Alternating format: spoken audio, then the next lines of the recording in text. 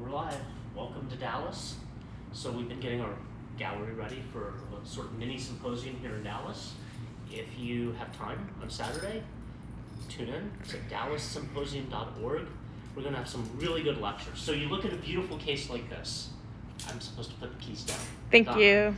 Look at a case like this, and our first instinct is to be moved by the beauty, and that's something that the previous owner would say. These are minerals from the Jack Halpern collection. But beyond being moved by the beauty, I'd also like to understand how something like this forms, how it comes to be. And if you tune in and watch our symposium tomorrow, this is exactly what the talks are for. They're a mix of Indiana Jones, science education, and mineral beauty, and will help teach us how to appreciate these even more just by knowing more about the minerals. So all of these examples were acquired by Jack from the 1960s up till just a few years ago. This is just a selection of thousands of pieces from his collection that have been deaccessioned. And we're proud to share some of them with you because they really represent, an assemblage like this, the history of mineral collecting in modern times. These are minerals from the heyday of mineral collecting. It's finally gone from the sport of a very few retired people to being a worldwide collectible with people watching online. The growth in mineral collecting has been crazy. And in fact, there's also something Jack would say about that. He told me as we are releasing these specimens of his to the world, you can come look at a few, one thing he really wants us to do, to emphasize, is that he would love his legacy to be that these labels are preserved. So when you see Jack's specimens, unless they had to be cleaned off during preparation, you will see his wonderful labels and his numbering preserved on these minerals. And he actually gets quite emotional talking about it, but that is his legacy to the next generation, is preserving his connection to these beautiful minerals. This is a cerandite from Canada. This was found in the late 1980s. Now, Jack didn't collect it because it was rare and fascinating for the species. He collected it because it's beautiful and rare. Mix of wonderful minerals here.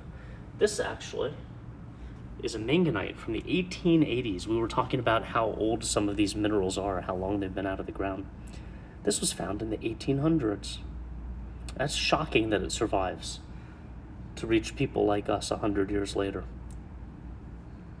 Beautiful piece, and where's his label? And again, Jack would say that that is going to be his legacy going on to the future. In these specimens that have been deaccessioned, as they go out to the world, they go out with his beautiful labels. We can look at something I particularly like, certainly not the biggest of the minerals here, but look at the form on that.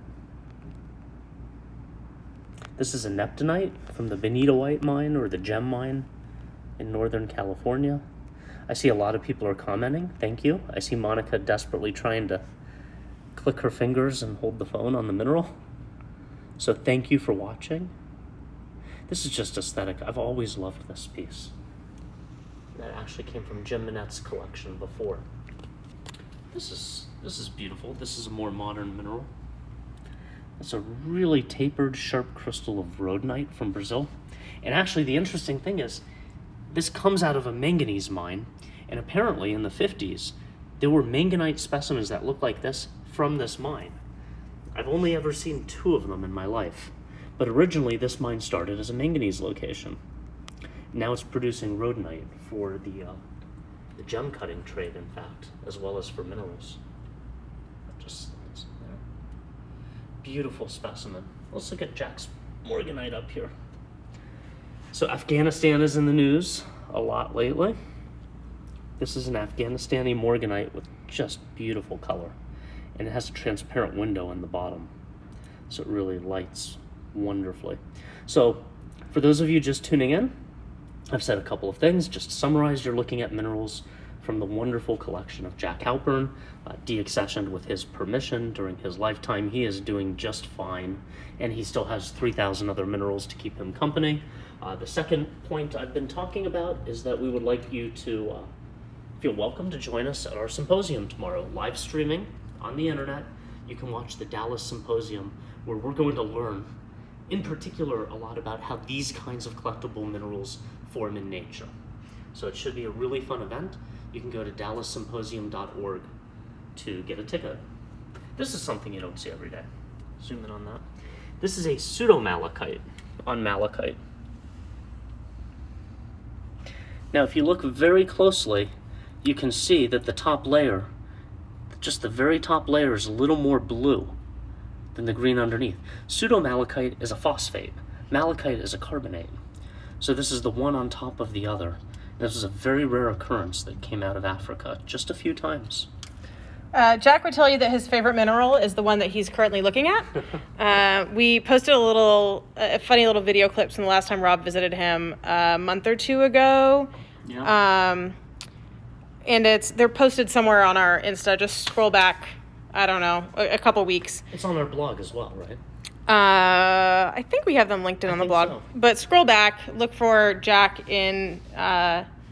he's like sitting in a recliner talking about how much he loves minerals, and then he goes on to a little thing about Marilyn Monroe. And in Jack's mind, he collects beauty, whether the beauty is minerals or something else. It's the same language, and he writes the same poetry. I mean, the man is a poet to describe minerals or Marilyn Monroe. But his collection reflects his belief that he's collecting these primarily for the beauty. I mean, even the small things are beautiful, certainly the larger things. Let's show you this. This is interesting. This is a rhodochrosite from Mexico.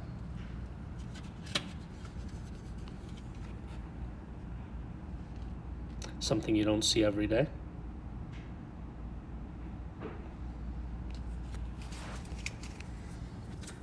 So Jack's collection is one of the most diverse that I've ever seen. I mean, he has thousands of specimens spanning the mineral spectrum.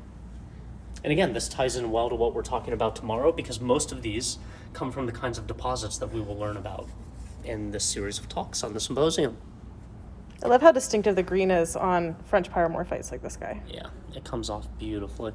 So if you're looking to buy any of these minerals that have been deaccessioned, they are mostly available on the website. 9 out of 10 of what you see here are posted to our website. You can just do a search on Jack Halpern's collection, and they will come up. And again, just to show him, and to say it again out loud, this is Jack's legacy. This is what he wants to go out to the world. He says all of these are his babies, and if they must sell, at least they should go to new homes where they will be enjoyed. He's actually very happy about that concept, that these are going all over the world. So I'm glad we got to share a little bit of my friend's passion and beauty with you today. Go look at our website, and also come back for the Dallas Symposium tomorrow at dallassymposium.org. Do we want to do 2 minutes quickly on the auction? We can, sure. If you guys haven't been paying attention to our lives the last few days, Walk that way and I'll open up. Earlier this morning we had Peter McGaw, who's up here as one of our speakers this year, do a little introduction on some of the specimens that are up for auction on mineralauctions.com. The last few years, as part of the Dallas Symposium, we've also hosted a benefit auction with proceeds going to the Mineralogical Record, MNDAT.org, TGMS Exhibits Fund, and Rocks and Minerals Magazine. So right now on mineralauctions.com, we have, 30 or 40, 50 items that you can bid on, including collecting trips to go look for kunzite, mostly at the Ocean View mine, and some tourmaline if you're lucky. Gold. You can there's also collecting trips to go do Amazonite and smoky quartz out in Colorado or Arkansas quartz. And then we have a ton of, yes, there is a tanzanite. Ton of great items that are available as well. Rob, do you want to just hit a couple of your favorites fast? Yeah, sure. I mean, there's so many here.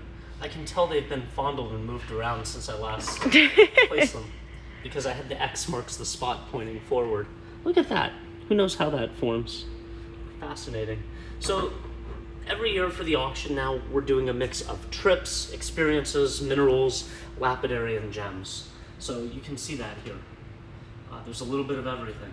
I mean, one of the most exquisite specimens here is this beautiful Kongsberg silver hanging off a calcite crystal. This was donated by Alan Young. And so these auctions have drawn all kinds of interesting things out of the woodwork. That's exquisite. Thank you, Alan. One of the most strange objects we've ever had donated, we can just start with this and get it out of the way, is this bizarre, but somehow vaguely interesting ametrine Not frog vaguely on interesting. quartz pendant. It's very interesting. But look, it has two sides. One side has a frog, one side does not. So that's for good. those of you who are familiar with the legend that is Rock Courier, Yep. he had a eclectic taste, and some of the jewelry pieces that he had custom made are the styling will never be seen again. It's interesting work. So we have some mementos from Rock's estate, including some specimens. We also have just all kinds of beautiful minerals that have been donated to a good cause. So these specimens are all up for auction. The auction ends tomorrow at what time? 6 o'clock?